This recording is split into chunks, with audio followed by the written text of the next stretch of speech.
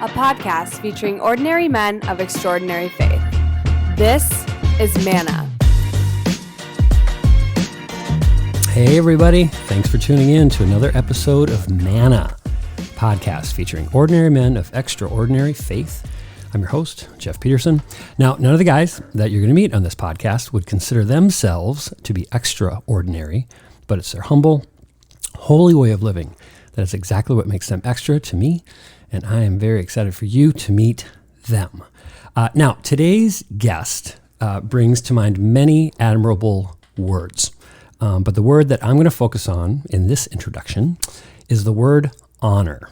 Okay, now we've had several men of honor on this humble little show over the last 5 seasons, but I've typically used that term in reference as like a type of character, like a noun or a descriptor of the character, like an adjective, and even sometimes like an adverb, kind of using the word he served with honor. We've had some folks, from the military that have been on the show. But today, I want to use the word honor as a verb, okay? Because our guest today is someone who, throughout the course of not my whole life, but a good chunk of my adult life, has embodied the act of honoring. Yes, honoring his awesome wife and his 3 awesome kids, honoring his parents, his friends, his faith, but also honoring the even deeper principles behind those words of honoring marriage, honoring family, honoring friendship, honoring God. And while he really is a ton of fun, he's a man of deep principle, a man of whom I think Henry David Thoreau had in mind when he wrote my favorite quote, I think one of my favorite quotes of all time, when Thoreau wrote, "Action from principle, the perception and the performance of right changes things and relations. It is essentially revolutionary. It divides the individual, separating the diabolical in him from the divine." He knows, our guest today knows what's right, and he does what's right. And I think the only time he's ever strayed from the righteous path was his undergraduate college of choice at the University of Wisconsin. But even then, he still today honors that questionable choice with a steadfastness that is part and parcel to his blessed self. He's super smart, super successful, creative, and a marketing compadre of mine to boot, with, like I said, a lot of great family and friendship fodder for us to dig into. So let's welcome today's Manna Man, Mr. Mark Sullivan. Mark, welcome to Manna. Wow. That was quite the introduction, and I think I've already got you down for my eulogy. That is I'm going to die first, so you can do mine first. And great. Then, I'll just evoke mine. Just write whatever you want me to say. Exactly, right. So the scene we're going to start with is this. Now, we're going to have time. We're going to get into your childhood and all blah, blah, blah, blah, blah. But I'm actually going to, for Manna listeners, Mark and I are dear friends, but we were really close a while back with family and when everything kind of lined up kind of stage-wise. And then we kind of, like everybody, kind of drift apart a little bit, do the Christmas card thing. But one of our more recent reconnections was a couple years ago. I'm at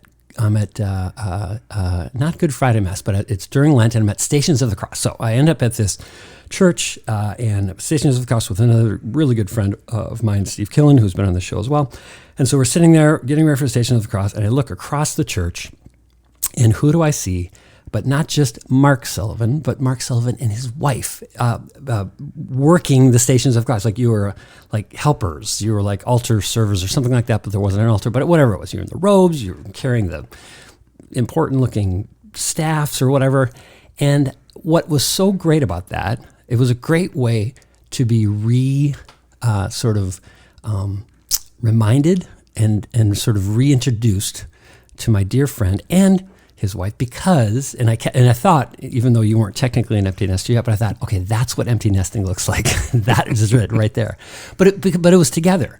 And that's kind of where I want to start. I want to start with, obviously, you're a man of very deep faith, but what's so cool about your sort of like brand of faith is that you've done it together. It's been part of your marriage. And so I want to start there, and then we'll go a little bit further back. But how did the whole faith thing come together with you and your wife? And was that part of the actual courtship. I mean, actually, I think I met your wife before you because she was singing. She was a cantor at church.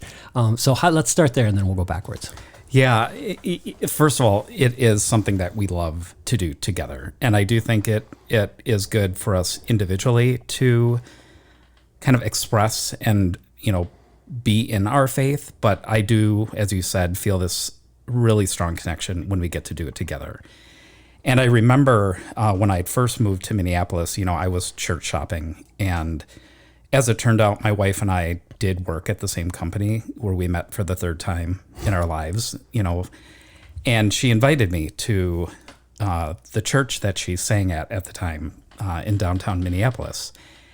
And I remember being there, and it was the immediate time where I say to her to this day, it's when I fell in love with you.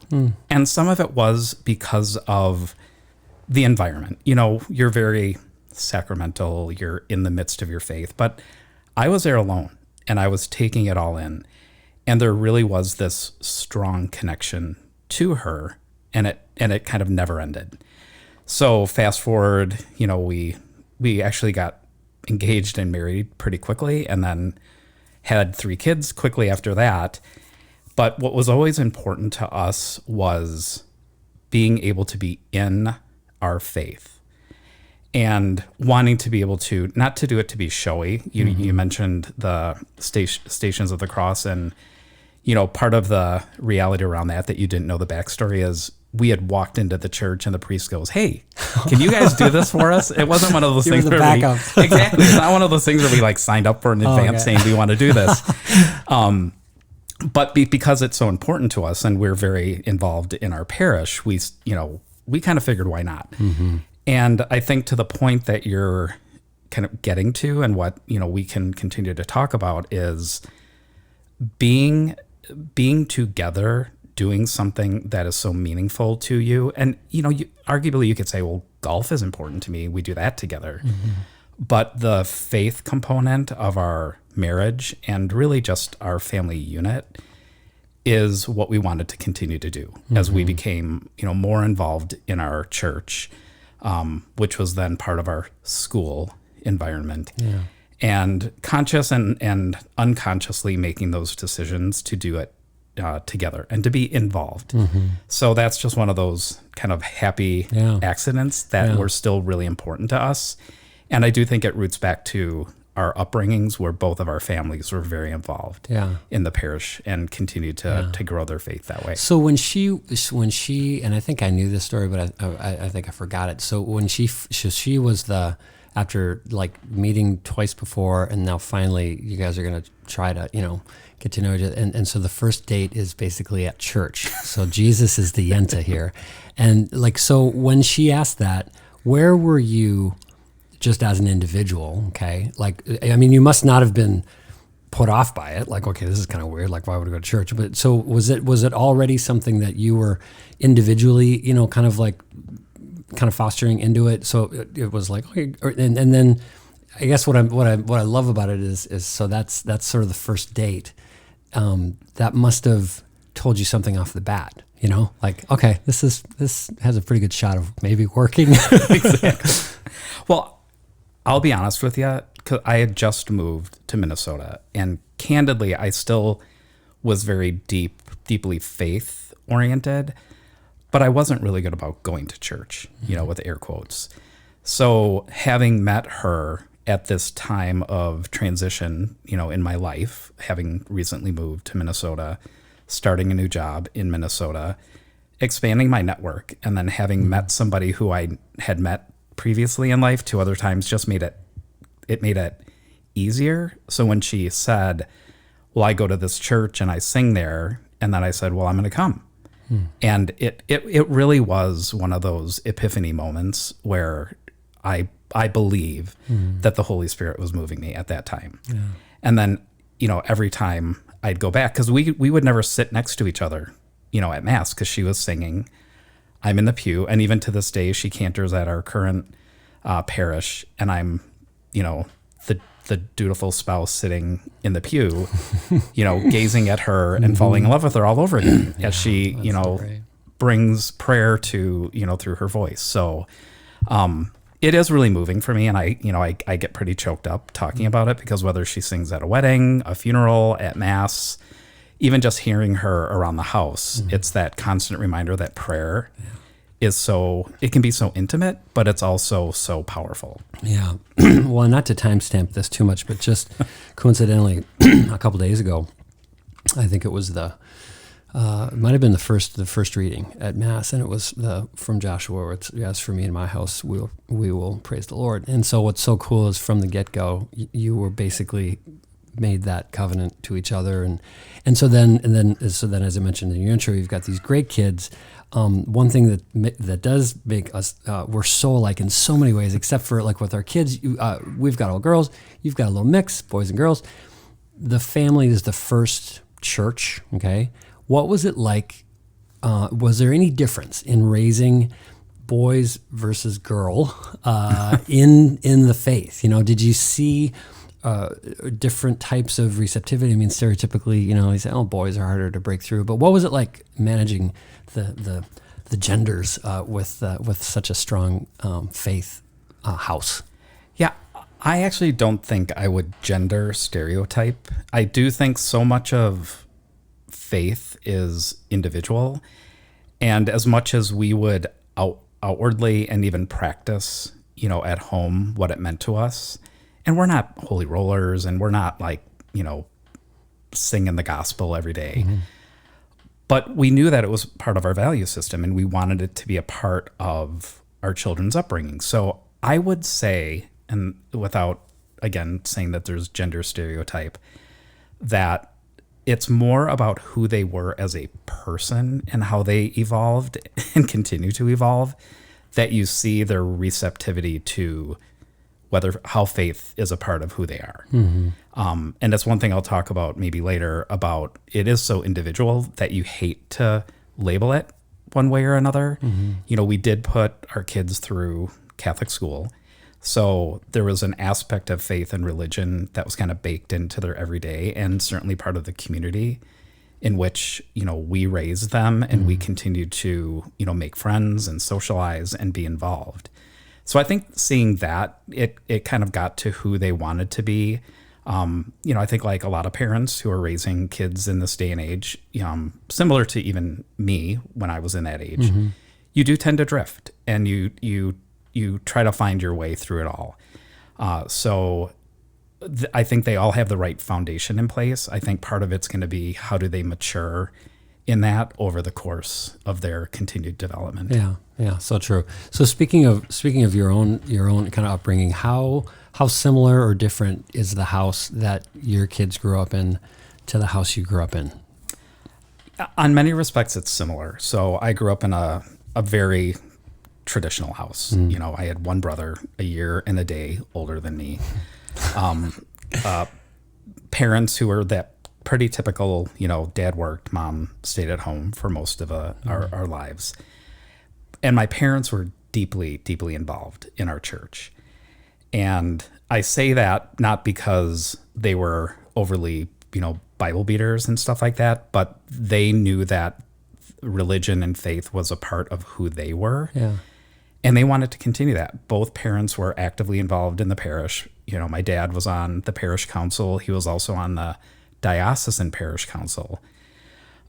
So, visibly involved, and then, behind the scenes, very involved. Mm-hmm. And I would say my wife's family was very similar to that. Her parents were very involved. They did go to a, Catholic school their entire lives for the most part. So they had an even deeper connection to kind of bringing faith and religion into their daily life. Mm-hmm. And so that's where my brother and I did go to a Catholic high school. We didn't go to Catholic grade school, but having that foundation from both my wife and I, it became kind of a pretty easy kind of, that's how, we were raised, not because that's how we were raised, we did it. Every kid had their option of saying they didn't need to go to that school. They could go to a public school. Yeah.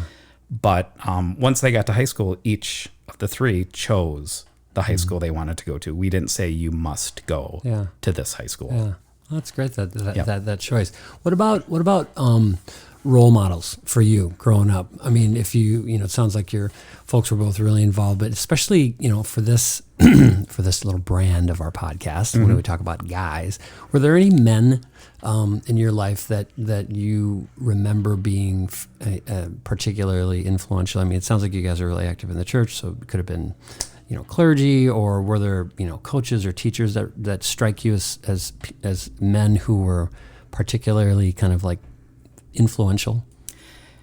Yeah, other than my dad, who was in many respects, but he was very introverted, which people say, how could you have an introverted dad knowing who you are?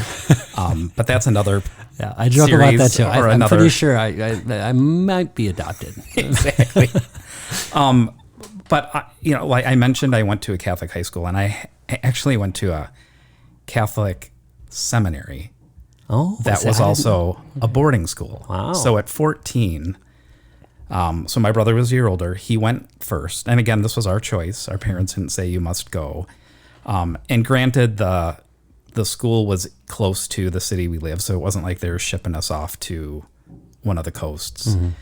But I will say that many of the influences, both from a faith standpoint and from, you talk about character and honor, were the priests that were part of our school. And I think different than the way most people see their pastor or the priest at their church, where they see him just on Sunday, we got to see the good, bad, and the ugly. And so you kind of saw them as people as much as you saw them as these men of faith. And because of that, at the ripe old age of 14, when you're kind of introduced to this, you're thinking, wow, you never thought your priest, had a temper, or, so it was just a lot of eye-opening experiences for me. But I mean this to say it was like 20 of them. So it wasn't like two. So you could kind of say, here are the ones I really admire. Here are the ones I don't want to emulate. But I would say one of the two most defining ones was I did work at a summer camp for 4 years, and one of the priests, it was a diocesan camp, and one of the priests that was the director of that camp actually became a very good friend of mine. And he again, the divine intervention to how you meet people, and then how they become such a critical part of your development and your maturation, both from a faith standpoint and just growing up as a man. It was this individual, this priest, who he just connects with people in such a unique way. Men, women, children, elderly, young, it didn't matter. And he was one of the most kind of critical, defining people. And we still stay in touch today. Granted, not as frequently, but he knows that he's had that impact on me and many others. Well, I think so, because just how you're describing him, that's how 10 out of 10 people would describe you. So that he obviously did make an impression, for sure.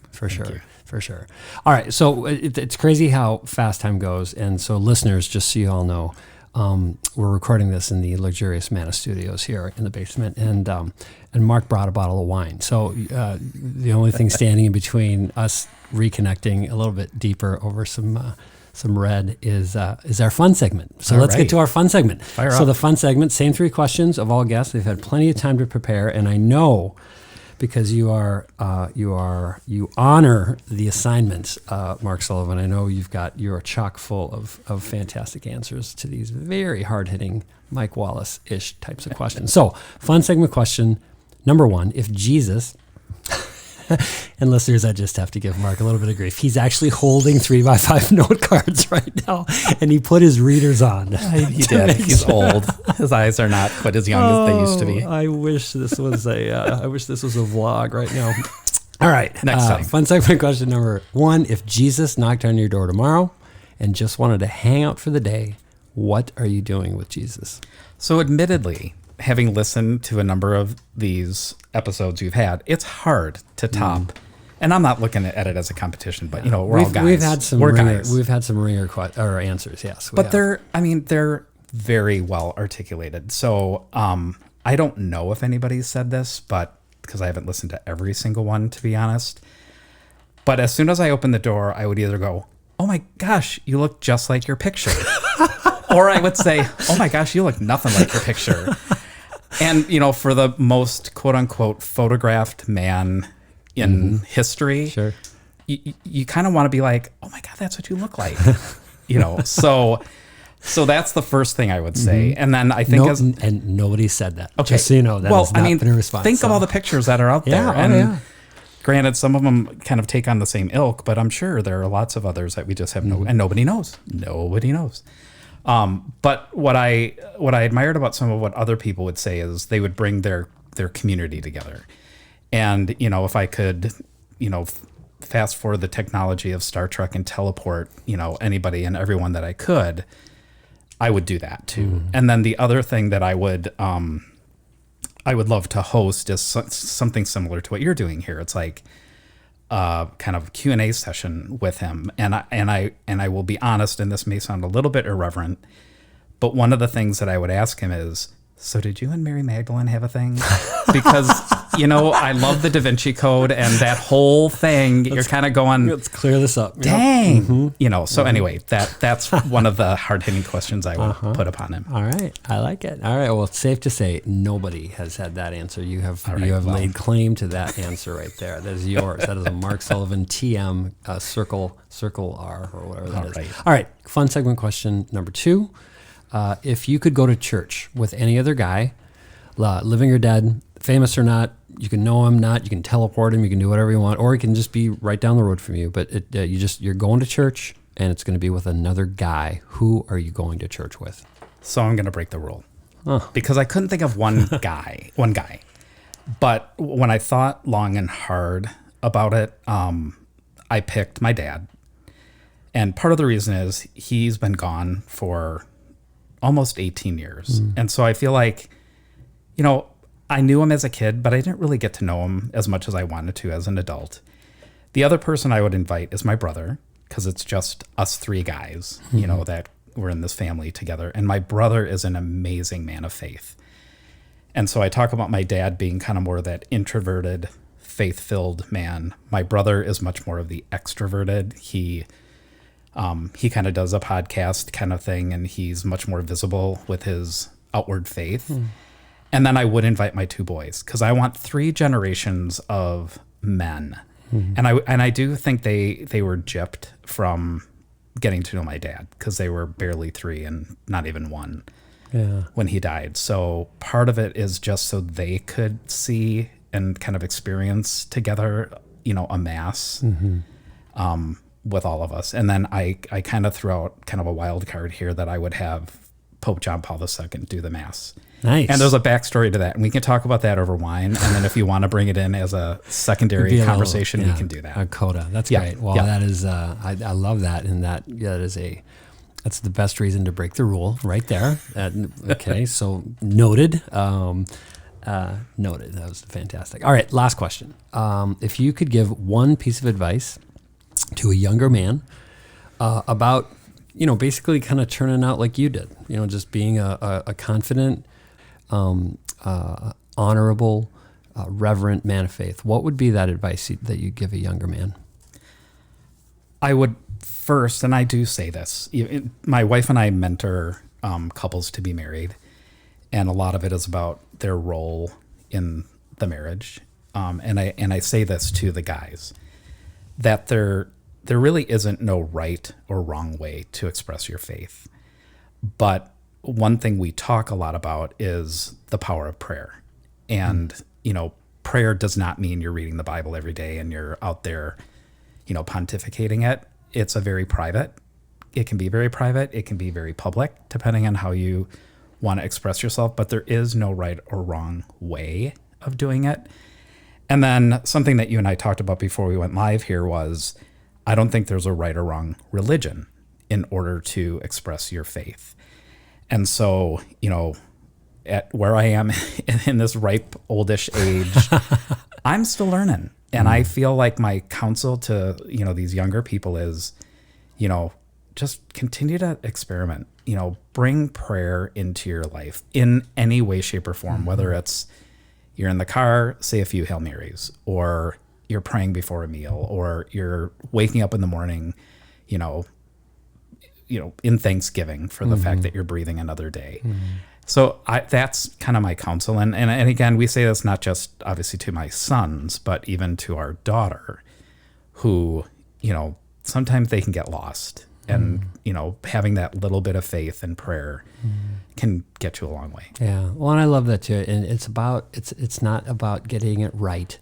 It's just about it's like you miss all the shots you don't take.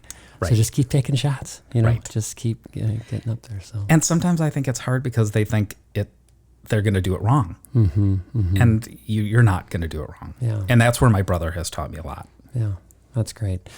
Mark Sullivan, thank you so much for being here. You are as I mentioned in the intro, you are a man of honor and a man who honors, and just a great friend. Well, thank you. I'm humbled to have been here. So thank you for the opportunity. Thank you for listening to Manna. If you have any questions or recommendations for future guests, send them to mannapodcast@gmail.com.